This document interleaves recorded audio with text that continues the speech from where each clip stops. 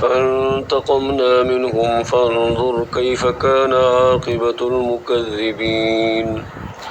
وإذ قال إبراهيم لأبيه وقومه إنني براء مما تعبدون إلا الذي فطرني فإنه سيهدين وجعلها كلمة باقية في عقبه لعلهم يرجعون بل متعت هؤلاء وآباءهم حتى جاءهم الحق ورسول مبين ولما جاءهم الحق قالوا هذا سحر وإنا به كافرون وقالوا لولا نزل هذا القرآن على رجل من القريتين عظيم أهم يقسمون رحمة ربك نحن قسمنا بينهم معيشتهم في الحياة الدنيا ورفعنا بعضهم فوق بعض درجات ليتخذ بعضهم بعضا سخريا ورحمة ربك خير مما يجمعون ولولا أن يكون الناس أمة واحدة لجعلنا لمن يكفر بالرحمن لبيوتهم سقفا من فضة ومعارج عليها يظهرون ولبيوتهم أبوابا وسررا عليها يتكئون وزخرفا وإن كل ذلك لما متاع الحياة الدنيا والآخرة عند ربك للمتقين ومن يعش عن ذكر الرحمن نقيض له شيطانا فهو له قرين وإنهم ليصدونهم عن السبيل ويحسبون أنهم مهتدون حتى إذا جاءنا قال يا ليت بيني وبينك بعد المشرقين فبئس القرين ولن ينفعكم اليوم إذ ظلمتم أنكم في العذاب مشتركون أفأنت تسمع الصم أو تهدي العمي ومن كان في ضلال مبين فإما نذهبن بك فإنا منهم منتقمون أو نرينك الذي وعدناهم فإنا عليهم مقتدرون فاستمسك بالذي أوحي إليك إنك على صراط مستقيم وإنه لذكر لك ولقومك وسوف تسألون واسأل من أرسلنا من قبلك من رسلنا أجعلنا من دون الرحمن آلهة يعبدون ولقد أرسلنا موسى بآياتنا إلى فرعون وملئه فقال إني رسول رب العالمين فلما جاءهم بآياتنا إذا هم منها يضحكون وما نريهم من آية إلا هي أكبر من أختها وأخذناهم بالعذاب لعلهم يرجعون وقالوا يا أيها الساحر ادع لنا ربك بما عهد عندك إننا لمهتدون فلما كشفنا عنهم العذاب إذا هم ينكثون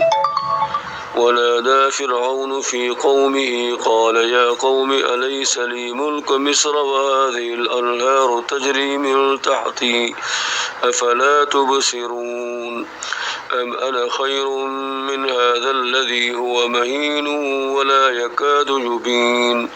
فلولا ألقي عليه أسرة من ذهب أو جاء معه الملائكة مقترنين فاستخف قومه فأطاعوه إنهم كانوا قوما فاسقين فلما آسفونا انتقمنا منهم فأغرقناهم أجمعين فجعلناهم سلفا ومثلا للآخرين ولما ضرب ابن مريم مثلا إذا قومك منه يصدون وقالوا أآلهتنا خير أم هو ما ضربوه لك إلا جدلا بل هم قوم خصمون وقالوا أآلهتنا خير أم هو ما ضربوه لك إلا جدلا بل هم قوم خصمون إن هو إلا عبد أنعمنا عليه وجعلناه مثلا لبني إسرائيل ولو نشاء لجعلنا منكم ملائكة في الأرض يخلفون وإنه لعلم للساعة فلا تمترن بها واتبعون هذا صراط مستقيم ولا يصدنكم الشيطان إنه لكم عدو مبين ولما جاء عيسى بالبينات قال قد جئتكم بالحكمة ولأبين لكم بعض الذي تختلفون فيه فاتقوا الله وأطيعون إن الله هو ربي وربكم فاعبدوه هذا صراط مستقيم فاختلف الأحزاب من بينهم فويل للذين ظلموا من عذاب يوم أليم هل ينظرون إلا الساعة أن تأتيهم بغتة وهم لا يشعرون الأخلاء يومئذ بعضهم لبعض عدو إلا المتقين يا عباد لا خوف عليكم اليوم ولا أنتم تحزنون الذين آمنوا بآياتنا وكانوا مسلمين ادخلوا الجنة أنتم وأزواجكم تحبرون يطاف عليهم بصحاف من ذهب وأكواب وفيها ما تشتهيه الأنفس وتلذ الأعين وأنتم فيها خالدون وتلك الجنة التي أورثتموها بما كنتم تعملون لكم فيها فاكهة كثيرة منها تأكلون إن المجرمين في عذاب جهنم خالدون لا يفتر عنهم وهم فيه مبلسون وما ظلمناهم ولكن كانوا أنفسهم يظلمون ونادوا يا مالك ليقضي علينا ربك قال إنكم ماكثون ولقد جئناكم بالحق ولكن أكثركم للحق كارهون أم أبرموا أمرا فإنا مبرمون أم يحسبون أنا لا نسمع سرهم ونجواهم بلى ورسلنا لديهم يكتبون قل إن كان للرحمن ولد فأنا أول العابدين سبحان رب السماوات والأرض رب العرش عما يصفون فذرهم يخوضوا ويلعبوا حتى يلاقوا يومهم الذي يوعدون وهو الذي في السماء إله وفي الأرض إله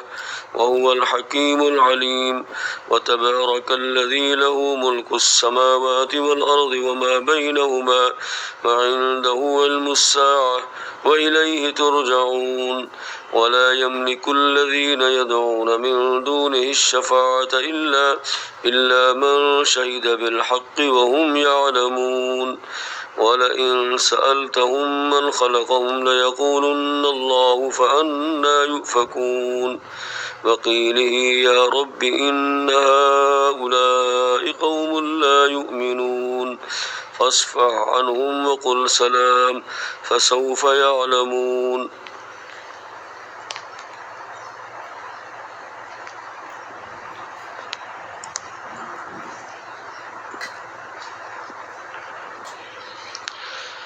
بسم الله الرحمن الرحيم حميم والكتاب المبين إنا أنزلناه في ليلة مباركة إنا كنا منذرين فيها يفرق كل أمر حكيم أمرا من عندنا إنا كنا مرسلين رحمة من ربك إنه هو السميع العليم رب السماوات والأرض وما بينهما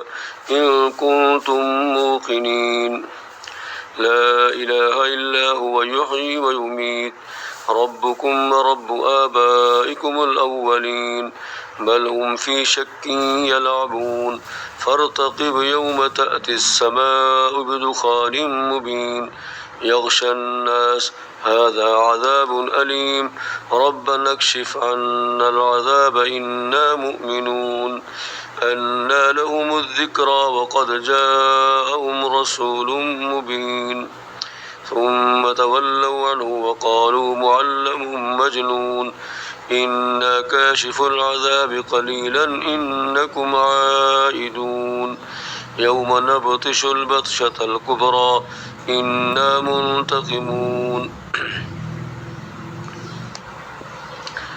ولقد فتنا قبلهم قوم فرعون وجاءهم رسول كريم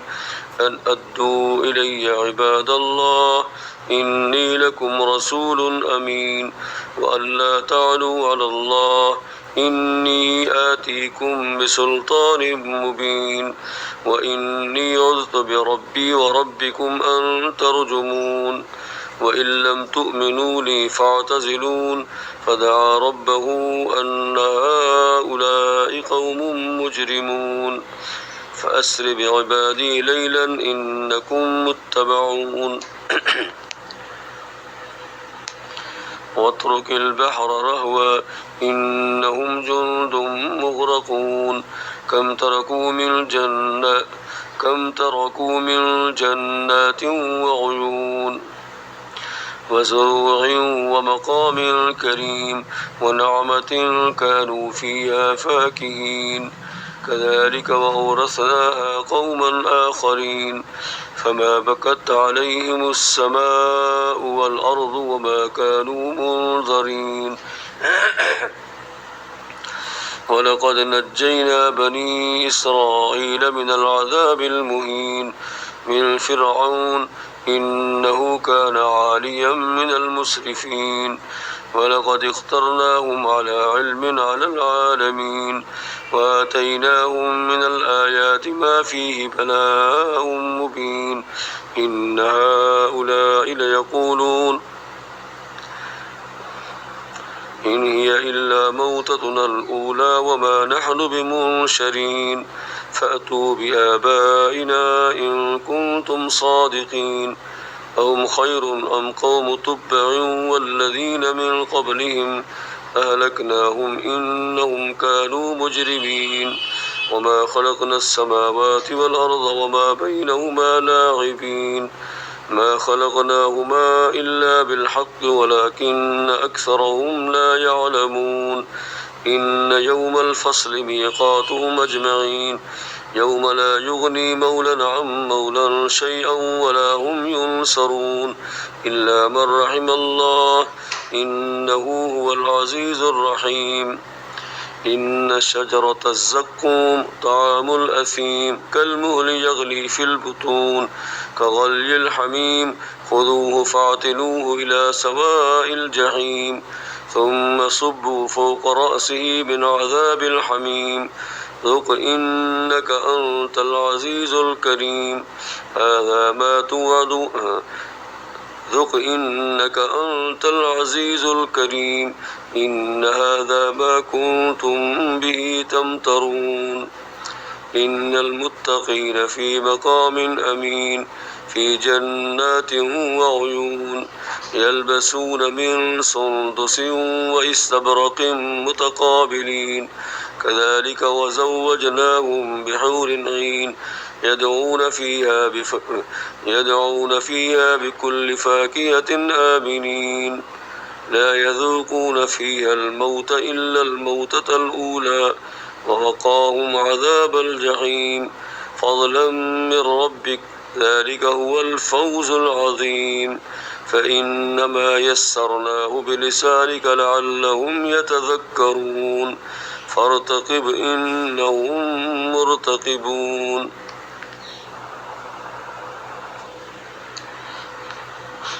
بسم الله الرحمن الرحيم. حاميم. تنزيل الكتاب من الله العزيز الحكيم. إن في السماوات والأرض لآيات للمؤمنين وفي خلقكم وما يبث من دابة آيات لقوم يوقنون واختلاف الليل والنهار وما أنزل الله من السماء من رزق فأحيا به الأرض بعد موتها وتصريف الرياح آيات لقوم يعقلون. تلك آيات الله نتلوها عليك بالحق فبأي حديث بعد الله وآياته يؤمنون. ويل لكل أفاك أثيم يسمع آيات الله تتلى عليه ثم يصر مستكبرا كأن لم يسمعها فبشره بعذاب أليم. وإذا علم من آياتنا شيئا اتخذها هزوا أولئك لهم عذاب مهين من ورائهم جهنم ولا يغني عنهم ما كسبوا شيئا ولا ما اتخذوا من دون الله أولياء ولهم عذاب عظيم. هذا هدى والذين كفروا بآيات ربهم لهم عذاب من رجز أليم. الله الذي سخر لكم البحر لتجري الفلك فيه بأمره ولتبتغوا من فضله ولعلكم تشكرون. وسخر لكم ما في السماوات وما في الأرض جميعا منه إن في ذلك لآيات لقوم يتفكرون. وسخر لكم ما في السماوات وما في الأرض جميعا منه إن في ذلك لآيات لقوم يتفكرون. قل للذين آمنوا يغفروا للذين لا يرجون أيام الله ليجزي قوما بما كانوا يكسبون. من عمل صالحا فلنفسه ومن أساء فعليها ثم إلى ربكم ترجعون. ولقد آتينا بني إسرائيل الكتاب والحكم والنبوة ورزقناهم من الطيبات وفضلناهم على العالمين وآتيناهم بينات من الأمر فما اختلفوا إلا من بعد ما جاءهم العلم بغيا بينهم إن ربك يقضي بينهم يوم القيامة فيما كانوا فيه يختلفون. ثم جعلناك على شريعة من الأمر فاتبعها ولا تتبع أهواء الذين لا يعلمون إنهم لن يغنوا عنك من الله شيئا وإن الظالمين بعضهم أولياء بعض والله ولي المتقين. هذا بصائر للناس وهدى ورحمة لقوم يوقنون. هذا بصائر للناس وهدى ورحمة لقوم يوقنون. أم حسب الذين اجترحوا السيئات أن نجعلهم كالذين آمنوا وعملوا الصالحات سواء محياهم ومماتهم ساء ما يحكمون.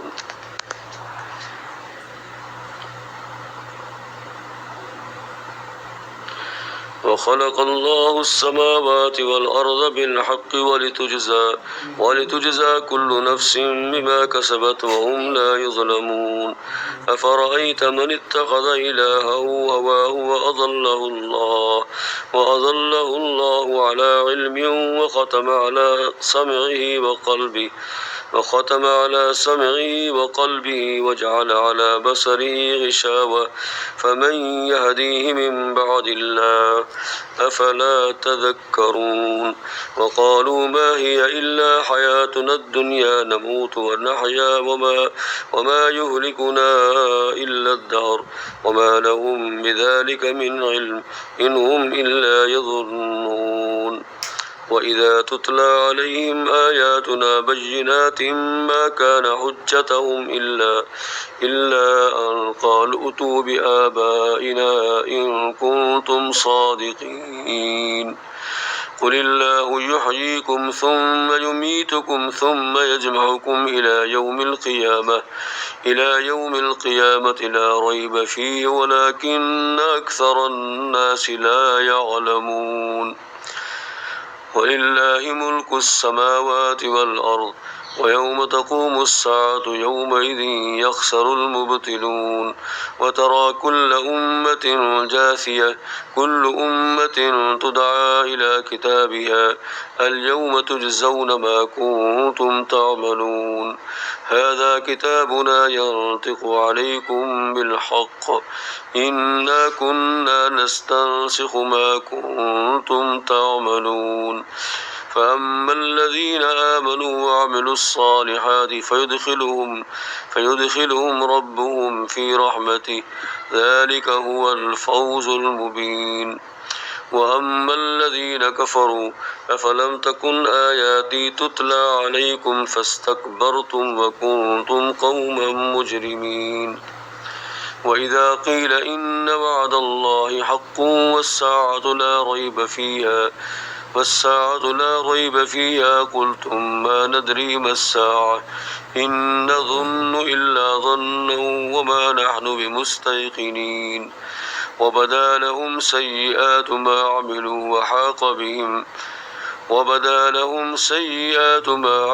وحاق بهم ما كانوا به يستهزئون وقيل اليوم ننساكم كما نسيتم لقاء يومكم هذا ومأواكم النار وما لكم من ناصرين ذلكم بأنكم اتخذتم آيات الله هزوا وغرتكم الحياة الدنيا فاليوم لا يخرجون منها ولا هم يستعتبون فلله الحمد رب السماوات ورب الأرض رب العالمين وله الكبرياء في السماوات والأرض وهو العزيز الحكيم فلله الحمد رب السماوات ورب الأرض رب العالمين وله الكبرياء في السماوات والأرض وهو العزيز الحكيم